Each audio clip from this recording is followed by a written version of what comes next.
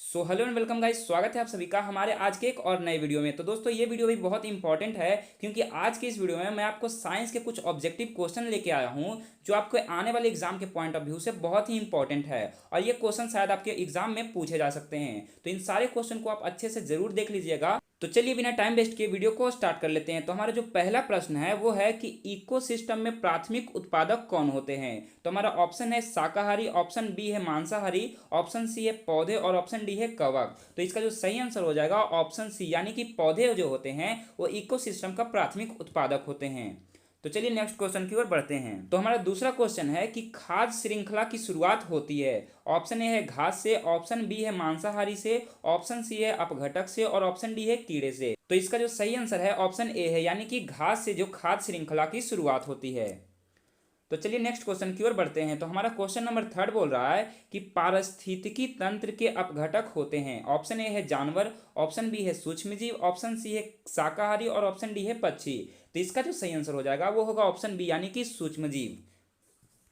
तो चलिए next question की ओर बढ़ते हैं। तो हमारा फोर्थ नंबर जो क्वेश्चन है वो बोल रहा है जैविक मैग्निफिकेशन किससे संबंधित है। तो ऑप्शन ए है जैव विविधता से, ऑप्शन बी है प्रदूषण से, ऑप्शन सी है जीन से या ऑप्शन डी है उत्परिवर्तन से। तो हमारा फोर्थ नंबर का जो सही आंसर है वो होगा ऑप्शन बी, यानी कि प्रदूषण से।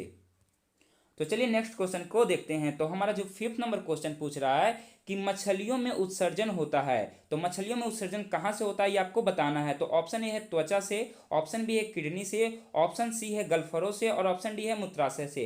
जो पांच का जो सही आंसर हो जाएगा वो होगा ऑप्शन सी, यानी कि गलफरों से मछलियां उत्सर्जन करती है।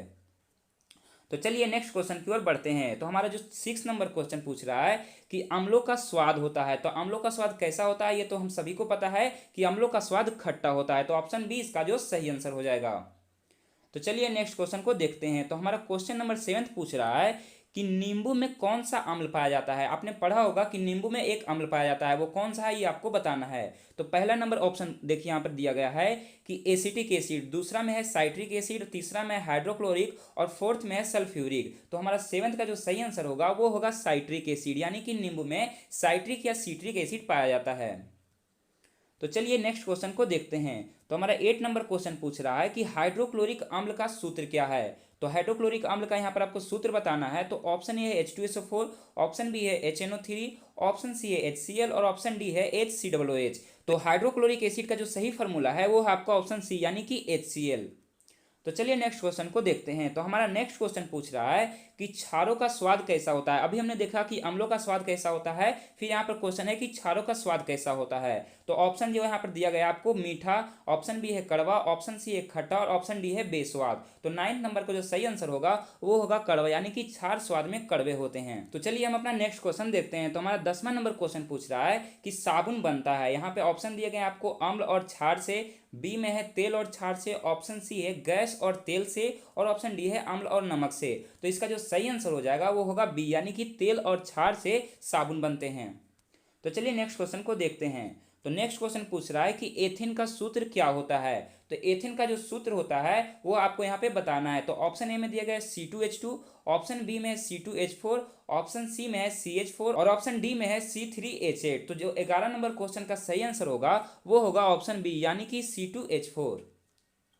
तो चलिए हम नेक्स्ट क्वेश्चन को देखते हैं। तो हमारा नेक्स्ट क्वेश्चन पूछ रहा है कि मीथेन किस गैस का उदाहरण है। तो यहाँ पे ऑप्शन दिए गए आपको एल्कीन का, ऑप्शन बी में है एल्काइन का और ऑप्शन सी में है एल्केन का और ऑप्शन डी में है एल्कोहल का। तो जो हमारा 12 नंबर क्वेश्चन का सही आंसर है वो होगा एल्केन का। तो चलिए हम नेक्स्ट क्वेश्चन को देखते हैं। तो हमारा 13 नंबर क्वेश्चन पूछ रहा है कि साबुन का कार्य क्या है। तो ऑप्शन आप देख सकते हैं कि पहला है गंध हटाना, ऑप्शन बी है रगड़ना, ऑप्शन सी है तेल और पानी को मिलाना और ऑप्शन डी है रंग बदलना। तो यहाँ पर जो सही आंसर हो जाएगा वो होगा ऑप्शन सी, यानी कि तेल और पानी को मिलाना। तो चलिए नेक्स्ट क्वेश्चन को देखते हैं। तो हमारा 14 नंबर क्वेश्चन पूछ रहा है कि एसिटिक अम्ल को और क्या कहते हैं। तो ऑप्शन आप देख सकते हैं कि यहाँ पर दिया गया है साइट्रिक एसिड, ऑप्शन बी में आपको दिया है एथेनोइक एसिड, ऑप्शन सी में दिया गया है टार्टरिक एसिड और ऑप्शन डी में है ऑक्जेलिक एसिड। तो हमारा जो सही आंसर हो जाएगा वो होगा एथेनोइक एसिड, यानी कि एसिटिक एसिड को एथेनोइक एसिड भी कहते हैं। तो हमारा नेक्स्ट क्वेश्चन पूछ रहा है कि ऑक्जेलिक एसिड पाया जाता है। ऑप्शन ए है नींबू में, ऑप्शन बी है टमाटर में, ऑप्शन सी है इमली में और ऑप्शन डी है पालक में। तो यहाँ पर जो सही आंसर हो जाएगा वो होगा ऑप्शन डी यानी कि पालक में। तो चलिए नेक्स्ट क्वेश्चन को देखते हैं। तो हमारा क्वेश्चन नंबर 16 पूछ रहा है कि सोडियम हाइड्रोक्साइड होता है, तो सोडियम हाइड्रोक्साइड का नेचर कैसा होता है ये आपको बताना है। तो ऑप्शन ये दिया गया है कि अम्ल जैसा, बी में है क्षार जैसा, ऑप्शन सी में है लवण जैसा और डी में है गैस जैसा। तो इसका जो सही आंसर हो जाएगा ऑप्शन बी यानी कि क्षार जैसा होता है। तो चलिए नेक्स्ट क्वेश्चन को देखते हैं। तो हमारा 17वां नंबर क्वेश्चन पूछ रहा है कि एथेनॉल का सूत्र क्या होता है। तो जानते हैं कि एथेनॉल एक अल्कोहल है और इसमें OH ग्रुप लगा होता है। तो ऑप्शन यहाँ पे आप देख सकते हैं कि पहला ऑप्शन दिया गया है C2H6, दूसरा ऑप्शन है CH4, ऑप्शन सी में दिया गया है C2H5OH और ऑप्शन डी है C3H7OH। तो इसका जो सही आंसर हो जाएगा वो होगा ऑप्शन सी यानी कि C2H5OH। ये एथेनॉल का सही फार्मूला है। तो चलिए हम नेक्स्ट क्वेश्चन को देख लेते हैं। तो हमारा नेक्स्ट क्वेश्चन पूछ रहा है कि ग्लूकोज में कौन सा तत्व नहीं होता है। तो यहाँ पे ऑप्शन दिए गए हैं, ऑप्शन ए में है कार्बन, ऑप्शन बी में है हाइड्रोजन, ऑप्शन सी में ऑक्सीजन और ऑप्शन डी में है सोडियम। तो कार्बन, हाइड्रोजन, ऑक्सीजन तीनों ग्लूकोज में होते हैं क्योंकि ग्लूकोज का फॉर्मूला होता है C6H12O6। तो यहाँ पर तीनों होते हैं। तो ऑप्शन हमारा सही कौन सा होगा, डी यानी कि सोडियम। सोडियम है जो ग्लूकोज में नहीं होता है। तो चलिए नेक्स्ट क्वेश्चन को देख लेते हैं। तो हमारा नेक्स्ट क्वेश्चन पूछ रहा है कि हाइड्रोजन का परमाणु क्रमांक क्या है। तो ये हम सभी को पता है कि हाइड्रोजन का परमाणु क्रमांक जो होता है वो 1 होता है। तो चलिए नेक्स्ट क्वेश्चन को देखते हैं। तो हमारा 20 नंबर सवाल पूछ रहा है कि पानी का पीएच मान क्या होता है। तो पानी जो होता है वो तो ना तो क्षारीय होता है और ना ही अम्लीय। तो पानी का पीएच मान क्या होगा, वो होगा 7 के बराबर, यानी कि ऑप्शन सी हमारा जो है वो सही आंसर हो जाएगा। तो चलिए नेक्स्ट क्वेश्चन को देखते हैं। तो हमारा नेक्स्ट क्वेश्चन पूछ रहा है कि यूनिवर्सल इंडिकेटर किसके लिए प्रयोग होता है। तो ऑप्शन ए है ताप मापने के लिए, ऑप्शन बी है विद्युत मापने के लिए, ऑप्शन सी है पीएच मापने के लिए और ऑप्शन डी है कोई नहीं। तो 21 का जो सही आंसर होगा वो होगा ऑप्शन सी यानी कि पीएच मापने के लिए। तो चलिए नेक्स्ट क्वेश्चन को देखते हैं। तो हमारा 22वां नंबर क्वेश्चन पूछ रहा है कि साबुन क्षारीय होता है क्योंकि वह किससे बना होता है। तो ये बहुत ही सिंपल सवाल है, क्योंकि ये क्षारीय होता है तो ये ऑब्वियसली क्षार से ही बना होता है। तो 22 का जो सही आंसर हो जाएगा वो होगा ऑप्शन बी। तो चलिए नेक्स्ट क्वेश्चन को हम देखते हैं। तो हमारा 23वां नंबर क्वेश्चन पूछ रहा है कि तेल और पानी को मिलाने के लिए उपयोग होता है। तो ऑप्शन आप देख सकते हैं कि पहला है फिल्टर, ऑप्शन बी है इमल्सीफायर, ऑप्शन सी है इंडिकेटर और ऑप्शन डी है आम्ल। तो इसका जो सही आंसर हो जाएगा वो होगा ऑप्शन बी यानी कि इमल्सीफायर। तो चलिए नेक्स्ट क्वेश्चन को देखते हैं। तो 24 नंबर सवाल पूछ रहा है कि जिंक पर HCl डालने से कौन सी गैस निकलती है। अगर हम जिंक पर HCl डालते हैं तो कौन सी गैस निकलती है आपको बताना है। तो यहाँ पे आप ऑप्शन देख सकते हैं कि पहले ऑप्शन में दिया गया ऑक्सीजन, दूसरे में कार्बन डाइऑक्साइड, ऑप्शन 3 में है हाइड्रोजन और ऑप्शन लास्ट में है नाइट्रोजन। यानी कि इसमें चारों ऑप्शन दिए गए हैं और आपको सही आंसर बताना है। तो 24 नंबर सवाल का जो सही आंसर हो जाएगा वो होगा ऑप्शन सी यानी कि हाइड्रोजन। तो हमारा नेक्स्ट क्वेश्चन पूछ रहा है कि हाइड्रोजन गैस का ज्वलनशील गुण किसे दर्शाता है। तो ऑप्शन ए है नीला लौ, ऑप्शन बी है धमाका, ऑप्शन सी है धुआं और ऑप्शन डी है ठंडा प्रभाव। तो इसका जो सही आंसर हो जाएगा ऑप्शन बी यानी कि धमाका। तो चलिए नेक्स्ट क्वेश्चन को देखते हैं। तो नेक्स्ट क्वेश्चन पूछ रहा है कि ओम का नियम किससे संबंधित है। तो ओम का नियम किससे संबंधित है, ऑप्शन ए है विद्युत धारा, ऑप्शन बी है वोल्टता, ऑप्शन सी है प्रतिरोध और ऑप्शन डी है सभी। तो 26 का जो सही आंसर हो जाएगा वो हो जाएगा ऑप्शन डी यानी कि सभी। तो चलिए 27वां नंबर क्वेश्चन को देख लेते हैं। तो 27वां नंबर क्वेश्चन पूछ रहा है कि वोल्ट मात्रक है, यानी कि वोल्ट किसका मात्रक है। तो यहाँ पे ऑप्शन दिए गए, पहला है शक्ति का, ऑप्शन बी है विभवांतर का, ऑप्शन सी है धारा का और ऑप्शन डी है ऊर्जा का। तो 27 का जो सही आंसर हो जाएगा वो होगा ऑप्शन बी यानी कि विभवांतर का मात्रक वोल्ट होता है। तो चलिए नेक्स्ट क्वेश्चन को देखते हैं। तो हमारा 28वां नंबर सवाल पूछ रहा है कि एक परिपथ में विद्युत धारा बहने का कारण होता है। तो ऑप्शन ए है प्रतिरोध, ऑप्शन बी में है वोल्टता, ऑप्शन सी में है ताप और ऑप्शन डी में है लंबाई। तो 28 का जो सही आंसर हो जाएगा वो होगा ऑप्शन बी यानी कि वोल्टता। तो चलिए नेक्स्ट सवाल की ओर बढ़ते हैं। तो 29 नंबर क्वेश्चन पूछ रहा है कि विद्युत शक्ति का सूत्र क्या है, यानी विद्युत शक्ति का जो सूत्र है वो क्या आपको बताना है। ऑप्शन ए में है V=IR, ऑप्शन बी में है P=VI, ऑप्शन सी में है R=V/I और ऑप्शन डी में है I=V/R।